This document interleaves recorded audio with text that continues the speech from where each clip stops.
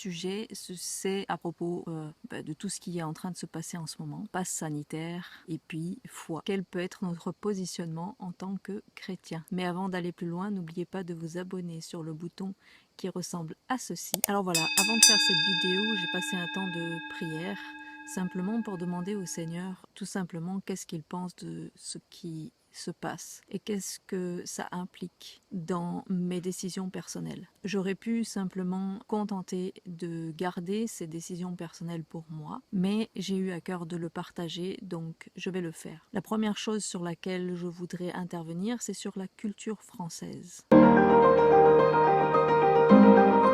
Alors voilà, dans la culture française, il y a quand même quelque chose de très fort, qui est souvent décrié, et qui est cette faculté à l'esprit de critique. Cette faculté à manifester quand quelque chose est considéré comme injuste. Et cette capacité à renverser des pouvoirs ou des lois qui sont mises en place et que les Français considèrent comme injustes. Est-ce que je me sens à part de la culture française? Pas du tout. Je me sens pleinement française et le Seigneur m'appelle actuellement en France. Cette culture française fait partie de mon patrimoine et de mon passé et je n'ai pas du tout honte de cette culture. La seule chose que je peux dire et que je comprends au fur et à mesure du temps, c'est que en soi, une culture n'est pas mauvaise. Elle est même en partie, en tout cas, le reflet, un petit reflet de la culture du royaume. Je m'explique. Est-ce que Dieu peut trouver injuste qu'un être humain soit en opposition par rapport à des lois iniques, à des lois injustes, et qu'il décide de s'opposer à ces lois? Je ne crois pas. On pourrait parler de plein d'exemples comme la résistance pendant la Seconde Guerre mondiale. Et d'ailleurs, dernièrement, j'ai lu un livre que je vous recommande sur le recueil un petit peu d'un pasteur maquisard qui s'appelle Laurent Olives. Pour moi qui vis dans les Cévennes, c'est un livre qui m'a beaucoup parlé et qui est venu comme une réelle révélation de la part du Seigneur. Parce que je crois vraiment que nous sommes dans des temps où le Seigneur va nous demander de nous positionner de plus en plus clairement dans la société. Et c'est un positionnement qui bien sûr est surtout spirituel, mais qui bien entendu aura une implication, aura un impact sur la société. Aussi, à titre personnel, je ne peux pas dire que je sois contre les manifestations qui ont eu lieu dernièrement par rapport à tous ces décrets, ce n'est pas encore des lois, toute cette légifération autour de cette maladie dont on entend tous parler et dont je tairai le nom sur la vidéo de peur d'être censurée. Non, ce n'est pas un complot, il y a un algorithme et cet algorithme détecte certains mots particuliers que j'essaierai de ne pas dire. Ce que je peux donc dire, pour résumer, c'est que je pense que la culture française est un pâle reflet de la culture du royaume. Et je pense que Dieu se sert de toutes les cultures pour montrer une partie de la culture de son royaume. Alors bien sûr, les cultures de chaque pays montrent de manière complètement incomplète, si je puis dire, et imparfaite la culture du royaume, mais néanmoins, il y a quand même une partie de la culture du royaume qui est montrée, qui est manifestée. Pour ma part, je serais, mais ça c'est personnel, plus dans le positionnement de lutter contre des lois que je considère iniques et injustes. Donc je soutiens tous les mouvements de manifestation actuels. C'est personnel. Alors pour certains et certaines, il y a un verset dans la Bible qui revient souvent pour justifier le fait qu'il n'y a pas besoin de se positionner. C'est un verset qui est souvent cité, voire un peu trop, et qui est mal compris et mal utilisé. Et ce verset, c'est le fait de se soumettre aux autorités. Imaginez si des résistants chrétiens, parce qu'il y en a eu énormément, imaginez une seule seconde si les résistants avaient décidé de se soumettre aux autorités. Ce qui, à mon sens, est important avec ce verset à comprendre, c'est que dans tous les cas, l'autorité suprême à laquelle nous devons nous soumettre, c'est celle de l'Esprit de Dieu. Et si il y a des choses qui sont mises en place et qui viennent à l'encontre de la culture du royaume, à l'encontre de la justice du royaume, eh bien moi personnellement, je m'y opposerai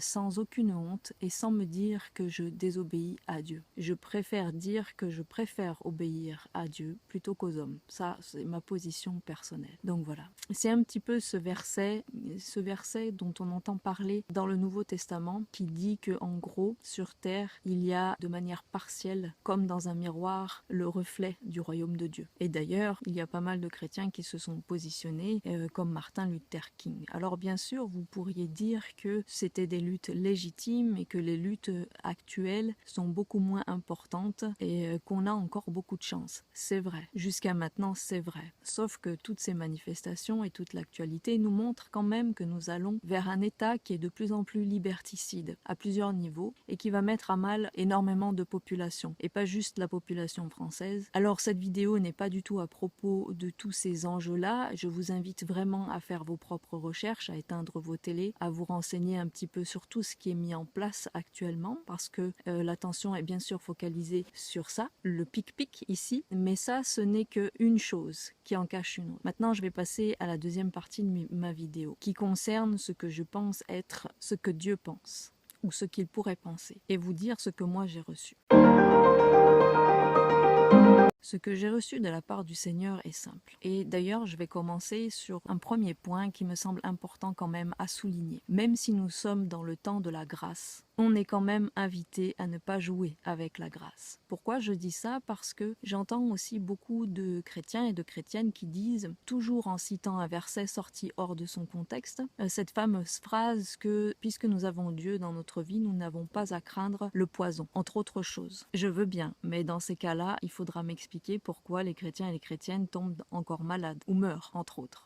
Ce que je veux dire par là, c'est que je pense que Dieu fera grâce dans tous les cas, mais je pense quand même que quand on a la connaissance, nous sommes responsables. Nous sommes responsables de nos actes vis-à-vis de Dieu. Donc, pour ma part, ce verset n'est pas suffisant pour m'aider à décider de ce que je vais faire par rapport à cette piqûre. Alors, j'ai demandé un peu plus au Seigneur, de m'en dire un peu plus. Et puis, ce que j'ai reçu concrètement, c'est une paix surnaturelle. Une paix qui est venue me montrer que le jour où Dieu me dira de prendre cette piqûre, je ne risquerai rien. Mais actuellement, je n'ai pas reçu cet appel, je n'ai pas reçu cette conviction. Et comme vous le savez, peut-être, je ne sais pas, mais il y a aussi un autre passage dans la Bible qui dit que tout ce qui n'est pas conviction est péché. Alors ce qui me semble très important pour ma part, c'est de vraiment connaître la volonté de Dieu pour moi. Parce que Dieu regarde au cœur, il regarde les motivations de notre cœur. Et je ne suis pas certaine, pour ma part, que l'objectif de consommer ou de voyager soit suffisant pour que Dieu soit d'accord avec moi. Et d'ailleurs, j'ai envie de dire, c'est plus à moi d'être en accord avec Dieu que Dieu d'être d'accord avec moi. Aussi, je pense que du coup, je peux tout à fait comprendre qu'une personne qui a prié et qui est missionnaire dans l'âme, ceci dit, je pense que nous sommes tous missionnaires et qui pense qu'elle doit recevoir cette piqûre pour ne pas avoir d'entrave, reçoivent de la part du Seigneur une paix et une conviction de se faire piquer. C'est rigolo hein, de dire se faire piquer parce que généralement on le dit quand des animaux vont mourir. Mais encore une fois, je fais attention aux mots que je dis. Ne m'en voulez pas. Tout comme je pense du coup aussi à l'inverse que Dieu peut donner la conviction à une personne de ne pas se faire piquer. Parce que Dieu peut aussi donner la conviction à certaines personnes de rentrer dans une forme de résistance par rapport à un pouvoir qui est mis en place. Et pour le moment, je fais partie de cette population. Ce qui fait que, en mon âme et conscience, après un temps de prière, mon choix ne portera pas sur mes ambitions personnelles, sur mes envies de consommation, parce que concrètement, si je regarde bien au fond de mon cœur, la raison serait de consommer, eh bien, je ne crois pas que je suis en mesure actuellement de prendre cette piqûre. Est-ce que le Seigneur me protégerait si je le prenais sans avoir eu cette conviction ? Peut-être. Mais je n'ai pas envie de jouer avec Dieu. Donc pour le moment, je m'abstiens. Est-ce que je le vis mal? Est-ce que j'ai l'impression de perdre de la liberté dans le fait de ne pas pouvoir consommer dans certains endroits? En toute honnêteté, je vous dirais que non. Pourquoi? Parce que ça fait un moment que le Seigneur nous a mis à part ici dans les Cévennes pour vivre une vie différente. Du coup, ce qui arrive en ce moment ne change foncièrement rien à notre vie. Parce que je pense qu'il y a d'autres façons de vivre et de se sentir libre que cette pseudo-liberté et que cette pseudo-vie, soyons clairs. Réduire notre liberté à notre manière de consommer, je trouve que c'est très triste. Et donc je finirai en disant aussi quelque chose que j'ai reçu quand j'ai demandé au Seigneur quelle position je devais avoir, c'est là où est l'Esprit du Seigneur, là est la liberté. Voilà, juste ce verset nous pousse à rentrer dans le lieu secret, dans notre lieu secret, et à demander où est l'Esprit du Seigneur. Pour ma part, j'ai une réponse assez nette. Le fait d'être en Cévennes aussi, le fait d'être un petit peu à part de cette agitation, de cette confusion aussi, de cette peur, de cette pression, de tout ça, ça me permet de comprendre aussi que le Seigneur m'invite, et je pense que c'est le cas pour chaque personne qui l'aime, qui dit être son disciple. Le Seigneur m'invite à voir un petit peu plus loin que ça, à voir plus loin, à voir les choses invisibles, pour pouvoir vraiment être en collaboration avec son esprit justement, pour pouvoir bien collaborer avec lui, pour pouvoir avoir les bonnes stratégies. Parce que je pense foncièrement aussi que même si cette piqûre est à mes yeux pas du tout la marque de la bête, ça aussi c'est quelque chose qu'on a beaucoup entendu, mais seulement un prémisse ou une image, ou un reflet des choses à venir, eh bien je pense quand même que nous sommes plutôt dans les temps de la fin et que l'Esprit va nous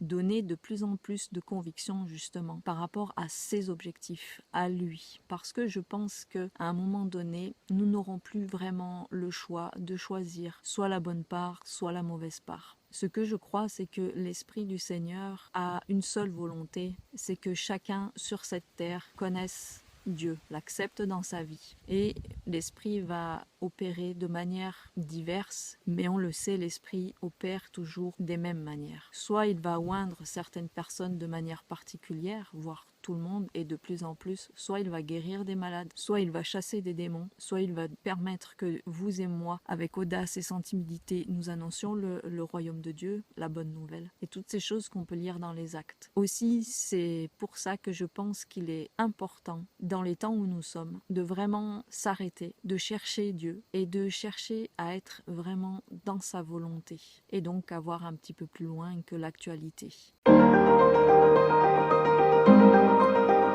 Et puis je finirai en disant une autre chose, c'est que Dieu a un plan pour la France et Dieu reste au contrôle. On entend beaucoup parler de miracles, de prodiges, de réveils un petit peu de partout ailleurs, mais néanmoins je tiens à dire quand même, parce que j'ai pu y participer ou parce que j'ai pu en entendre parler ou parce que j'ai pu en témoigner moi-même, que Dieu est en train de réveiller la France. Aussi, malgré le fait que les circonstances peuvent paraître atroces pour certains et certaines, peuvent être oppressantes ou anxiogènes ou même terrifiantes pour certains et certaines, Dieu reste au contrôle et il est en train d'accomplir son plan pour la France. Aussi, restons éveillés pour pouvoir vraiment participer, parce que c'est la volonté de Dieu, à cette œuvre de l'Esprit. Soyez bénis.